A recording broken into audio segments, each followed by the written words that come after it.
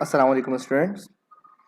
Matric class की वैसे तो ये फर्स्ट वीडियो है, लेकिन इससे पहले मैंने एक वीडियो रिकॉर्ड करवाई हुई है जिसमें हमने डिस्कस किया हुआ है कि थ्योरम में कौन कौन सी पोस्टुलेट यूज़ हो रहे होते हैं और कौन कौन से हमारे पास टर्म्स वगैरह हैं जो यूज़ हो रहे होते हैं, उसको मैंने डिस्कस कर लिया। आज की क्लास में थ्योरम 25.1 चैप्टर नंबर 25 का है, पेज नंबर 196 और 197 पे मौजूद है।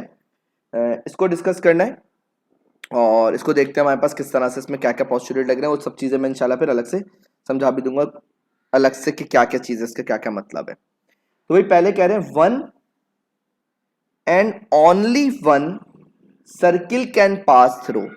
बोले वन एंड ओनली वन यानी सिर्फ और सिर्फ एक ही सर्किल पास हो सकता है थ्री नॉन कॉलिनियर पॉइंट्स, तीन नॉन कॉलिनियर पॉइंट से। तो सबसे पहले जहन में जो सवाल उठेगा वो ये उठेगा कि सर नॉन कॉलिनियर का मतलब क्या है। तो बेटा अगर एक स्ट्रेट लाइन है, उसी स्ट्रेट लाइन पे अगर हमारे पास कुछ पॉइंट्स लाई कर रहे हैं तो वो कहलाते हैं कॉलिनियर पॉइंट्स। ठीक है, वो क्या कहलाएंगे? कॉलिनियर। कब? जब वो एक ही स्ट्रेट लाइन पे लाई कर रहे हैं। तो यहां पे इसकी अपोजिट बात की हुई है, यानी यहां पे क्या कहा हुआ है? Non collinear points. Non collinear points का मतलब यह है कि वो हमारे पास एक स्ट्रेट लाइन पे लाए नहीं करेंगे, तीनों की तीनों लाइंस, तीनों के तीनों पॉइंट। यानी कि अगर मैं ऐसी लाइन ड्रॉ करूं, ये दो पॉइंट्स अगर आ जाए, यानी ये पॉइंट और ये पॉइंट इस पे आ भी जाए तो ये तीसरा वाला नहीं आ पाएगा, या फर्स्ट और सेकंड आ जाए तो वो थर्ड वाला नहीं आ पाएगा। तो ये तीनों नॉन कॉलिनियर पॉइंट्स हैं। अब बोले one and only one circle pass through the three non collinear points, यानी कि अगर तीन नॉन कॉलिनियर पॉइंट्स तुम लोग बनाते हो कुछ इस तरीके से, तो इस पे से सिर्फ और सिर्फ एक ही सर्किल पास कर सकता है और एक सर्किल के अलावा और कोई सर्किल पास नहीं करेगा। दो से तो पास कर जाएगा कोई दूसरा सर्किल, इन दो से तो पास कर जाएगा कोई दूसरा सर्किल, इन तीनों से एट अ टाइम दोबारा से कोई दूसरा सर्किल जिसकी लेंथ, जिसके रेडियस, जिसका हमारे पास सर्कमफेरेंस डिफरेंट हो, वो सर्किल से पास नहीं कर सकता। मैं रिपीट कर रहा हूं, अब क्या कह रहे हैं? तीन नॉन कॉलिनियर पॉइंट्स लोगे, तीन नॉन कॉलिनियर का मतलब एक स्ट्रेट लाइन पे तीनों लाइन नहीं करेंगे, उससे हमारे पास सिर्फ और सिर्फ एक ही सर्किल बन सकता है, पास कर सकता है, एक से ज्यादा सर्किल पास नहीं हो सकते। तो भाई सबसे पहले हमारे पास इसमें गिवन में बोला हुआ थ्री नॉन कॉलिनियर पॉइंट्स है एबीसी। हमने तीन नॉन कॉलिनियर पॉइंट्स ले लिए, एबीसी हम लिख देते हैं यहाँ पे, जैसे बुक में लेबलिंग है उसी तरह से लेबलिंग लेते हैं। ये ए है, ये बी है और ये सी है। ठीक है, ये तीन हमने नॉन कॉलिनियर पॉइंट्स ले लिए। फिर टू प्रूव में कह रहे हैं one and only one circle can pass through ABC. बिल्कुल ठीक बात है सर, इससे सिर्फ और सिर्फ एक ही सर्किल पास होगा, यही तो प्रूफ करना था, ये तो अभी हमने बात की थी। अब कर रहे हैं हम कंस्ट्रक्शन। बेटा कंस्ट्रक्शन का मतलब होता है, 9th क्लास में पढ़ी भी होंगी वैसे चीजें, कि हम खुद से जो डायग्राम में कुछ इजाफी चीजें हम एड अप कर रहे हैं। तो सबसे पहले बोल रहे हैं लाइन सेगमेंट ड्रॉ करो ए से लेकर बी और बी से लेकर सी, यानी हमें ए से लेकर बी तक एक लाइन सेगमेंट बनानी है और फिर हमें बी से लेकर सी तक एक लाइन सेगमेंट बनानी है। ये लाइन सेगमेंट उन्होंने बनाने का कहा हुआ था तो हमने बना लिया। ठीक है भाई, अब इसके आगे क्या क्या कहेंगे वो काम करते रहेंगे, कंस्ट्रक्शन हमारे पास समझ आ जाएगी क्या किया हुआ है। इसके बाद बोल रहे हैं राइट बाइसेक्टर ड्रॉ करो। बेटा इसका मतलब पता होना चाहिए, 9th क्लास में पढ़ा हुआ होगा, नहीं पढ़ा हुआ तो मैं डिस्कस कर लेता हूं। राइट बाइसेक्टर का मतलब यह है एक ऐसी लाइन जो कि बाइसेक्ट करे। बाइसेक्ट का मतलब टू इक्वल पार्ट्स में डिवाइड करे। फॉर एग्जाम्पल मैं अलग से इसके लिए भी अलग डायग्राम बना देता हूं। ये हो गया राइट बाइसेक्टर, कि जो 90 डिग्री भी बना रही है, राइट भी होगी और इसके बिल्कुल मिड पॉइंट से पास भी करेगी, सेंटर से पास करनी चाहिए लाजमी तौर पे, तो ये राइट बाइसेक्टर कहलाएगा। तो भाई राइट बाइसेक्टर का मतलब क्या हुआ? हमारे पास एक ऐसी लाइन सेगमेंट, एक ऐसी लाइन जो कि हमारे पास दो कंडीशन होल्ड करेगी। दो कौन कौन सी कंडीशन होल्ड करेगी? कि पहली कंडीशन ये हो गई कि हमारे पास वो उसके सेंटर से पास करेगी और दूसरी कंडीशन होगी उसके साथ राइट एंगल बनाएगी। तो हम कोशिश ये करते हैं कि एग्जैक्टली हमारे पास उसी टाइप की बन जाए ताकि कोई मसला ना हो। ये तकरीबन हमारे पास ये आ गई। ठीक है, इसको हम रेड से कर देते हैं कलर, सही है।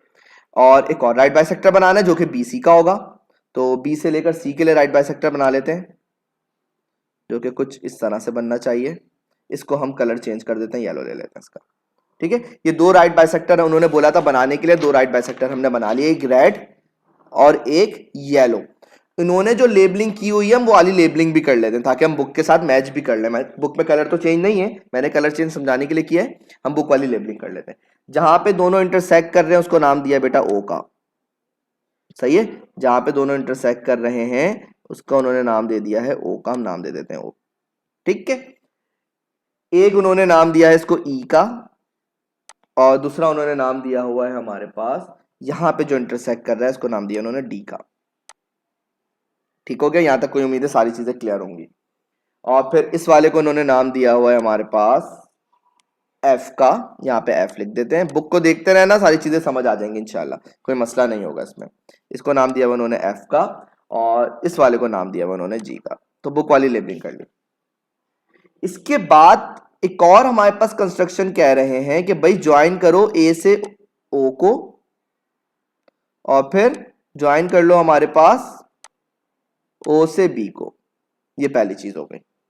ओ से बी को भी ज्वाइन किया हुआ है, साथ साथ ज्वाइन कर लो बेटा ओ से सी को, ओ से सी को। ये दो ट्राइंगल आ गए। अब मैं इस ट्राइंगल को रिप्रेजेंट कर रहा हूं कलर करके ताकि चीजें याद हो जाएं। एक ऑरेंज कलर कर देते हैं एक पे और एक पे ग्रे कलर कर देते हैं ताकि मैं जब बात करूं तो तुम लोगों को समझ आएगा किसकी बात कर रहे हैं, ठीक है। अब मैं रिपीट कर रहा हूं तो इंशाल्लाह फिर सारी बातें क्लियर हो जाएंगी। भाई सबसे पहले कंस्ट्रक्शन में क्या क्या उन्होंने draw a line segment A B and B C. A B को ज्वाइन कर दिया, बी सी को ज्वाइन कर दिया। बोले draw right bisector of ED and ED bisector draw बनाया हमने। ये फॉर एग्जांपल ये रहा डी, मेरे यहाँ पे मेरे पास थोड़ा सा गायब हो गया है, ये रहा डी।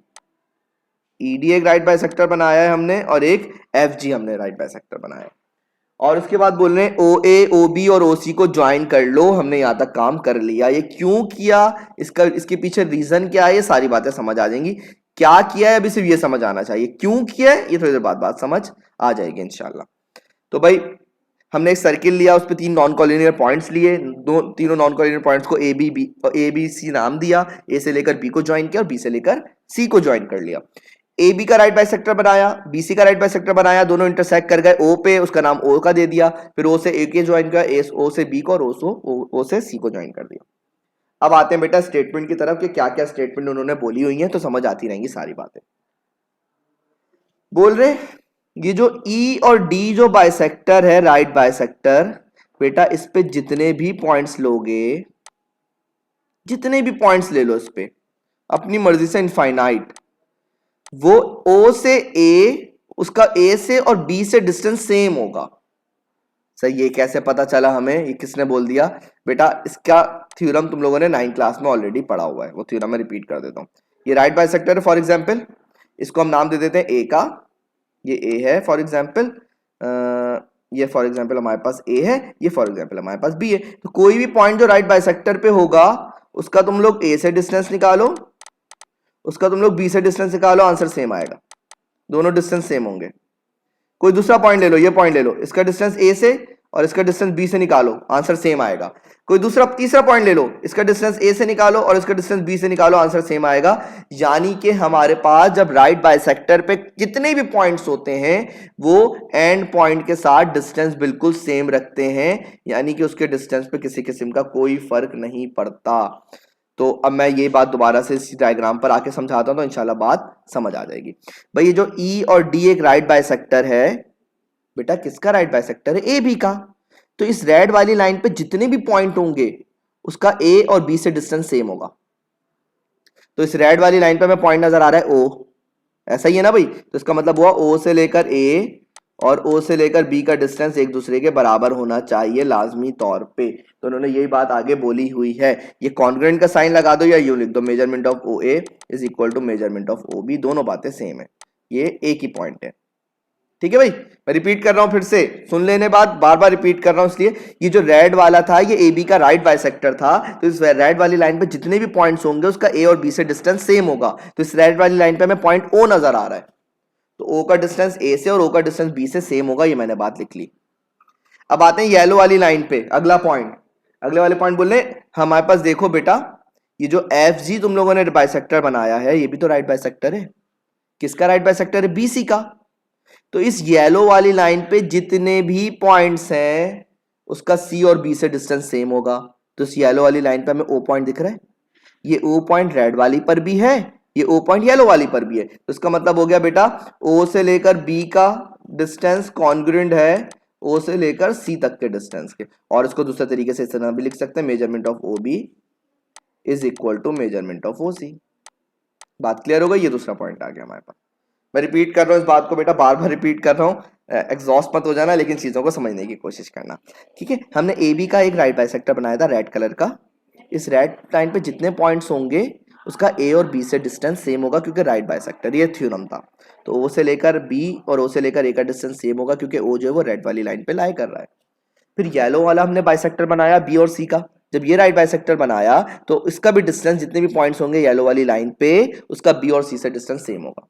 तो हमने बोला येलो वाली लाइन पे O भी लाई कर रहा है, तो इसका मतलब OC और OB का डिस्टेंस सेम हुआ। इससे प्रूव हुआ बेटा कि measurement of OA, measurement of OB, measurement of OC तीनों एक दूसरे के बराबर है। सर कैसे पता चला बेटा? ट्रांजिटिव प्रॉपर्टी, रीजन आ जाएगा इसका ट्रांजिटिव प्रॉपर्टी। और इनका रीजन हमारे पास वो मैंने बता चुका हूं कि राइट बाइसेक्टर है, ठीक है। इनका रीजन वही लिखा हुआ है इन्होंने कि राइट बाइसेक्टर है, तो राइट बाइसेक्टर पे जितने पॉइंट्स होते हैं उनका डिस्टेंस इक्विडिस्टेंट होता है, सेम होता है। तो अब OA OB OC तीनों बराबर आ गए, तो ऑब्वियसली बेटा ये क्या कहलाएगा? इसका रेडियस ही कहलाएगा ना, क्योंकि हमने यही तो पढ़ा है कि अगर बेटा कोई सर्किल है, कोई सर्किल है, अगर उसका डिस्टेंस हमारे पास किसी पॉइंट से सेम आ रहा है, किसी भी पॉइंट से हमारे पास सर्किल का कोई भी पॉइंट ले लो, उसके सेंटर से डिस्टेंस निकालोगे तो सेम आएगा। तो इसका मतलब OA OB OC बराबर होने का मतलब ये है कि OB OC OC जो भी वैल्यूज हैं वो सारे के सारे रेडियस हैं। और दूसरी बात ये समझ आ गई हमें कि O जो है बेटा वो इसका क्या कहलाएगा? सेंटर कहलाएगा, ठीक है। तो क्या बात समझ आई भाई? हमने OB और OA का डिस्टेंस सेम लिया, OB और OC का डिस्टेंस लिया, यानी तीनों डिस्टेंस सेम है जो कि हमारे पास रेडियस के बराबर कहलाएंगे। और जब रेडियस के बराबर हो गए तो हमें यह पता चल जाएगा कि भाई O जो है वो सर्किल का सेंटर है। अब आगे क्या कह रहे हैं? The circle with centre at O, कोई भी सर्किल जो O के सेंटर रख रहा है और उसका रेडियस R है और वो ABC से क्या कर रहा है? पास कर रहा है, ऑब्वियसली यही तो हो रहा है। Therefore there exists only one and only one circle। इसका मतलब सिर्फ और सिर्फ एक सर्किल लाई कर सकता है जो कि O से बन रहा हो और उसका रेडियस R हो। तो प्रूव हो गई ये बात कि हमारे पास इसके अलावा और कोई सर्किल नहीं बन सकता, क्योंकि अगर सेंटर O लेते हो और रेडियस R लेते हो तो हर बार यही सर्किल ड्रॉ होगा। इसी सेंटर और इसी रेडियस के साथ और कोई सर्किल ड्रॉ नहीं हो सकता हमारे पास। हमारे पास अगर सर्किल ड्रॉ होगा O के साथ तो रेडियस चेंज हो जाएगा, यानी फॉर एग्जांपल ये एक और सर्किल बन गया जिसका रेडियस हमारे पास फॉर एग्जांपल यही O है, लेकिन इसकी लेंथ तो चेंज हो गई ना। लेंथ चेंज होने का मतलब क्या है? इसका रेडियस चेंज हो गया, तो हमारे पास फायदा नहीं है फिर इसको बनाने का, ठीक है। तो मैं रिपीट कर रहा हूँ सारी बातों को, आराम से देखते जाओ तो मुझे ये चीज क्लियर हो जाएगी। फिर एंड में हम लिखते हैं QED, जो सबको पता होगा मैट्रिक क्लास को, क्वाइट इरेट डेमोन्स्ट्रेंडम, यानी कि हमारे पास प्रूफ कंप्लीट हो गया। अब मैं रिपीट कर दे रहा हूं, इसको 2 मिनट लगेंगे और इंशाल्लाह फिर पूरी बात तुम लोगों के जहन में बैठ जाएगी। एक सर्किल, आराम आराम से पढ़ लो, सुनते जाओ। एक सर्किल, उस पे 3 नॉन कॉलिनियर पॉइंट्स हैं ABC। हमें प्रूव करना है कि इन 3 नॉन कॉलिनियर पॉइंट से सिर्फ एक सर्किल पास कर सकता है। एक सर्किल पास करने का मतलब है उसका सेंटर और रेडियस एक ही होगा, एक से ज्यादा सेंटर नहीं होंगे, एक से ज्यादा रेडियस नहीं होंगे, तो वो एक ही सर्किल बन जाएगा। तो भाई हमने क्या किया? कंस्ट्रक्शन की, A से लेकर B लाइन बनाई और B से लेकर C को ज्वाइन कर दिया। जब ज्वाइन किया तो हमारे पास एक इस तरह से लाइन बन गई जो मैंने यहाँ पे बनाई हुई है।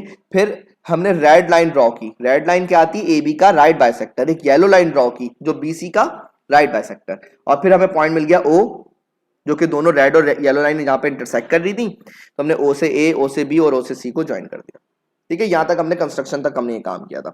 फिर हमने बोला ये जो रेड लाइन है ये राइट बाइसेक्टर है, तो रेड लाइन पे जितने भी पॉइंट्स होंगे उनका A और B से डिस्टेंस सेम होगा, क्योंकि रेड लाइन जो है वो राइट बाइसेक्टर है। तो इस रेड लाइन पे O आ रहा है तो O से A और O से B सेम हो गया। फिर ये येलो लाइन, ये भी राइट बाइसेक्टर है, इस पे O आ रहा है तो O से C और O से B का डिस्टेंस सेम हो जाएगा। ये 2 चीजें मैंने यहाँ पे लिख दी।